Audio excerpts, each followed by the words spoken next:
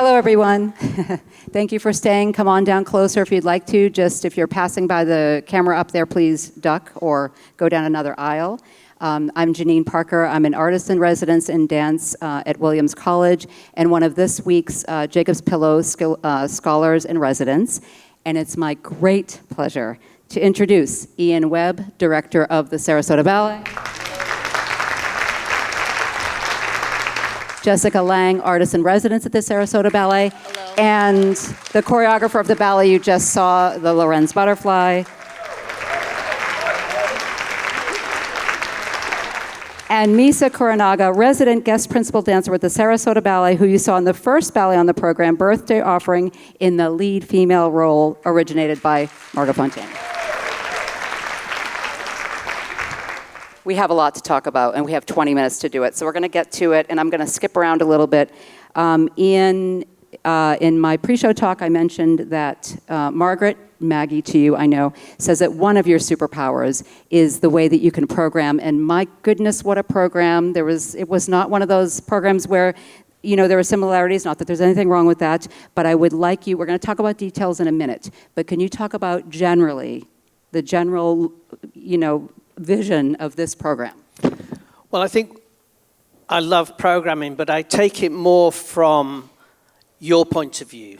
So I program things that I like to see or the way they go. So it could be choreography, it could be music, it could be design. So there's all different elements. There's no book written on it. So I always think, you know, as an audience member, what would I like? And really, today, directors tend to want to do full-length ballets in order to just bring the money in. And I feel that we should be doing triple bills. It gives the choreographers more chance to do, or we can revive things, but also give more to the dancers to get the opportunity to dance. So we've built the company up really on not just Sir Fred, but on triple bills, as we call it. So obviously with this, you wanted to see Ashton. So Sir Fred, I thought they wanted something very classical, so I thought, well, Sir Fred's Birthday Offering is the most beautiful thing. And then I went, Jacob's Pillow has got so much history, but we really should see some of Sir Fred's early work. So that's why I thought, and also with the bare feet and the movement and everything, I thought Jacob's Pillow is going to love Dante Sonata. And then where can you go wrong? I mean, we've just got to have a world premiere here. And we're so fortunate to have Jessica with us all the time. This is the third world premiere I've commissioned from Jessica, and she's just part of our family. And to bring her back to Jacob's Pillow. So that's how it all happened, really. Great. Thank you very much. And we're going to talk a little bit, hopefully, about each of the pieces. I want to start with Misa and ask with the first piece with Birthday Offering. And a spoiler alert, I will be asking you also about the coaching with Margaret. So we'll get into the artistic in a moment. I want to ask about the technical challenges because it's challenging. All of the variations and that men's mazurka is also a doozy. But could you talk about the technical challenges? There are pirouettes in every ballet almost, but this one is particular. Thank you. This piece is very stylized ballet. And so for me, everyone in this company is really, really well coached by Maggie, that everyone has this Ashton style that they have it naturally in their body. So for me, I've done Ashton probably 3 times or something in my life. So I really needed to remind myself to not go like balancing or some other kind of works that I've done in my life. So I kept thinking about Margot, be Margot, try to be Margot.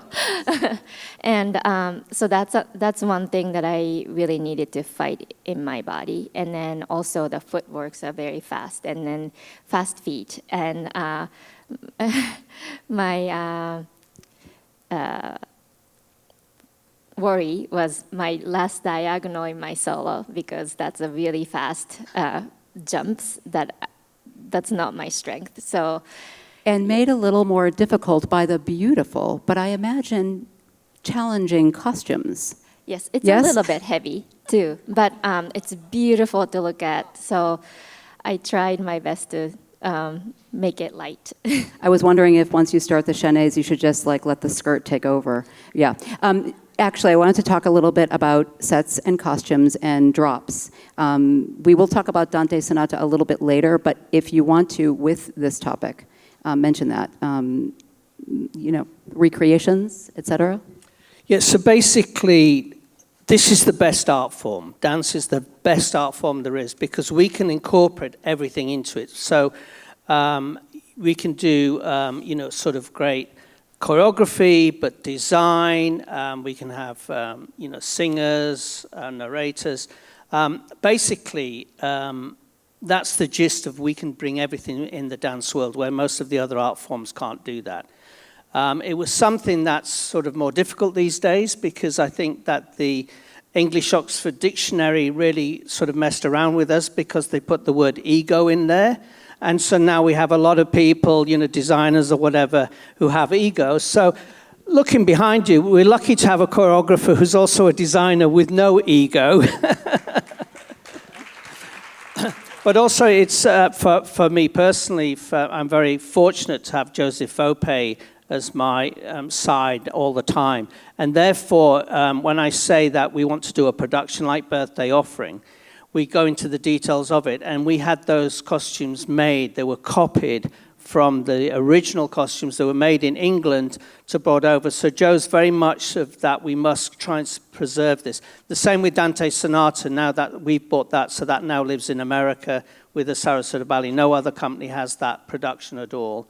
But it's also looking at, look, what a setting. These, I want these, I wish I had a big house so I could put those in my dining room and just look at them, they're wonderful. So this is a great segue. Jessica Lang's works, if you've seen some of them, anyone here? Yes, lots of, yeah. I've seen many of them here also. And from sets and sets and props and sometimes backdrops. And I understand, and it's also in the program, that recently, and Pam said, recently you started painting. And so a usual question with a choreographer is, which comes first, the music or the movement? So now I'm going to ask, where does the painting come into the process, or at least in this process? Right. So, well, for me, if we think about the dancer, Misa takes ballet class. All dancers take a warm-up in some way to get their body ready for the day. And choreographers don't have, we're self-disciplined.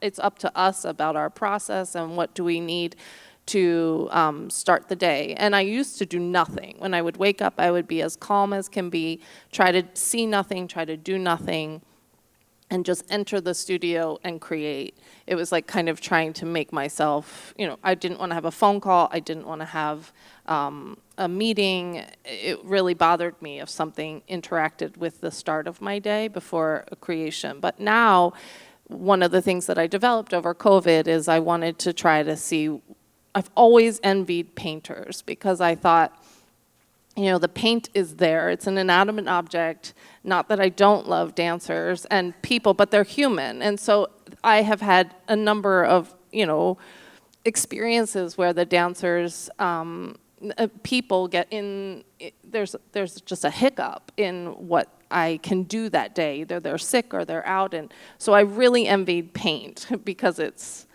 there.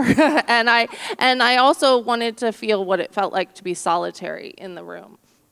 So, and I wanted an experience of what I didn't really care about. Like, I don't really care about my painting. I just wanted to do it. I just wanted action. And I wanted to get somewhere in my mind, subconsciously, unconsciously, about the practice of spontaneity and designing and keening my eye to what I see and what I like. And if I make a mistake, how do I fix it on paper with paint?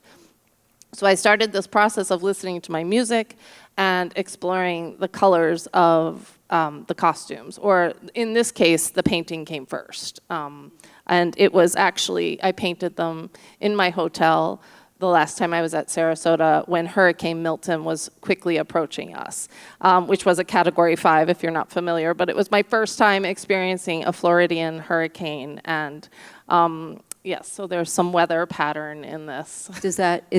Was the idea, I realize there should have been a fourth thing I asked you about, which came first, or how did it Yeah. all?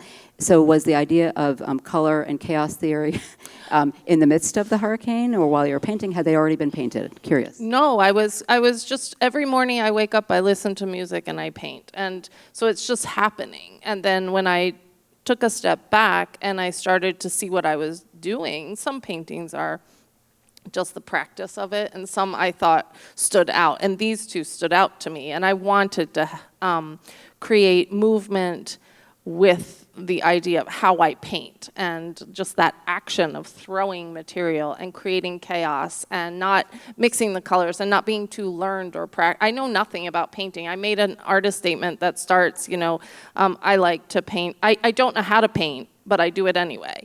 And that's it. And I just, I do a lot of scenic design and set design, and I thought, I showed these paintings, this idea of paint to my costume designer, and these are the two that stood out to us the most. I want to get into... Can I just, this is my train of thought. Talking about that and what I said earlier, Jacob's Pillar is so important, but if you go into the archives, you'll see a photograph of Dame Alicia Markova. So years ago, Dame Alicia was able to bring a lot of the Belarus people here to help save and raise money to keep Jacob's Pillar going. But there's an amazing photograph, I'm sure it'll be somewhere in there, where she's there in a unitard, and there's Matisse painting her costume. So that's what I mean, the art form and everything goes together. So it's a bunhead thing. And you are a proud bunhead, I know. So I want to talk about relationships, actually, and I want to start with Misa and ask how, since you referred to earlier that you have done other Ashtons, and I see you've done Fille Malgarde and right. Oh, Cinderella. Right. See, now you're racking them up. Were any of those previously with this company, and how did your relationship start with Sarasota, which now is continuing as resident guest principal? So with Sarasota Ballet, Ashton work is my this is my first experience with Sarasota Ballet doing Ashton. But with Maggie and Ian, I have been coming to this company since I was in Boston Ballet, time to time for gala occasions. And I've always loved being coached by Maggie and Ian. And even in this Coursera solo, like just a little hand, how the fingers should go. When Maggie taught me that, I was just like, wow, this is why I should dance. And as I'm getting older, yes, I've done many choreographers' work. I've worked with so many stagers and, many things. And then sometimes, like, it becomes like transactional, like try to put it on the resume and then you just do it and then, oh, this is your experience. You've done this role, you've done that choreographer's work. But as I'm getting older and then, getting a little wiser, I just would really love to have more detail and artistry, and I want to work on that. And Maggie can really give that to the dancers, and then I really want that as I'm getting older and then closer to retirement. I just want to have that memory and knowledge and history in me, and hopefully that could be, passed on to the next generation someday. For those of you who don't know Misa or haven't read the program, the bio, Misa's extensive repertoire is included in dancing with, as a principal dancer with Boston Ballet for many years and at San Francisco Ballet, where you're now a guest principal dancer in concert with your resident guest principal status. That's just beautiful. And this also brings me to asking Jessica about how your current relationship started with the company, and based on something that Misa just said about the ability to not just do a flyby as a guest coming in to set a work, but being able to really embed with a company. Right. Well, Ian and I met, our companies were on the same program at Fall for Dance in 2015, 2016. And but we knew each other before then, but that was our first come across each other. And he said, I love your work. I want to work with you. Let's do something. Let's figure something out. And, but artistic directors, they plan things out far in advance. And here comes COVID. And, oh no, it was before COVID, actually. Sorry, excuse me, my timeline. My parents actually relocated from New York to Sarasota. And I called Ian to ask his advice about coming to Sarasota with my parents. And then we went out to dinner and we started that connection, and the fact that my family, my home is now in Sarasota. My parents are there. There's a reason besides my work to go that just started an easy relationship. I think you knew that I was always going to be there coming, and that it was important that finally now I could come to the company and do work. And you commissioned my first piece, Shades of Spring, for your Joyce tour in 2023, and moved right along into licensing my work for Birmingham Royal Ballet. That's the other connection that we have together, is that I am part of the lineage of Birmingham Royal Ballet, which is so near and dear, and the Royal Ballet near and dear to Maggie and Ian. And this idea of becoming more constant and a consistent relationship with the company was what I wanted, and also what he wanted and needed for the dancers. And I think, we've if you've lived long enough, you see the trajectory of what has happened to dance, and like the single vision choreographer having the company, and that, I did that too, but is that the most sustainable model for working choreographers in this world today? And because I have this vocabulary and a career that's now 26 years as a choreographer, before I had my company in 2012, I worked as a freelance ballet choreographer for 13 years. It was forming the company and then folding the company in 2019. It released me out into the world to say, how can I actually help a big company take the next step in ballet, the ballet language and vocabulary, and do it, fill that need for both of us. I need a space to practice, and if I can develop a relationship with the dancers, because that was the reason why I started a company, was I wanted to know what is it like to pick up the same person, and how can I create with them. That's the most valuable thing ever. And I hope the resident choreographer position becomes what all ballet companies aim for, and because I think running from guest to guest to guest, I still do that, but having a place to call home is so important. And another thing, Ian Webb calls himself a bunhead, but he also is very clear that he is not. You've said it so adamantly many times in interviews and with me also. I am not a choreographer. So, right, you're very clear about that. But getting to what you were saying about taking a company, having a company that is able to do traditional classical and neoclassical and 20th century classical, et cetera, into the next. I actually want to ask you about Dante Sonata. So, so we're gonna, by bringing us forward, I'm gonna go back, and that in some ways is a very risky piece to put on a program, perhaps, because it's of a time. So what's the process? How do you make something look of a time, but not dated? I think there's a couple of things going back a little bit. It's very easy to just go, okay, let's tick a box, we're going to get a world premiere, let's bring Jessica in, just do it, then go, because I've done it, then but it's the investment in the future. It's in order that, Jessica is part of us, so she knows how we are, that she knows how the dancers are, so that's also important. The same with the Sir Fred's choreography particularly. But with something like that, it's just so different from anything he's done. And, it was, it hadn't been done, it had been almost lost. And then David Bintley was the director of Birmingham Royal Ballet. he brought dear Pamela May in and a couple of the original cast members in to try and recreate it. There was a couple of sections that they couldn't quite fix. And so David put it together, and when I asked him, he said, I can't remember which is mine and which was Sir Fred's, because it's such a small amount.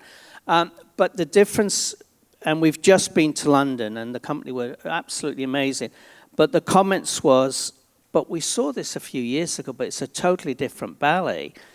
And that's because of the commitment and the energy that the dancers have, and the way that Margaret really, really sort of gets, it's like, she's like a chef, she mixes it all up and then gives it out there to prepare it.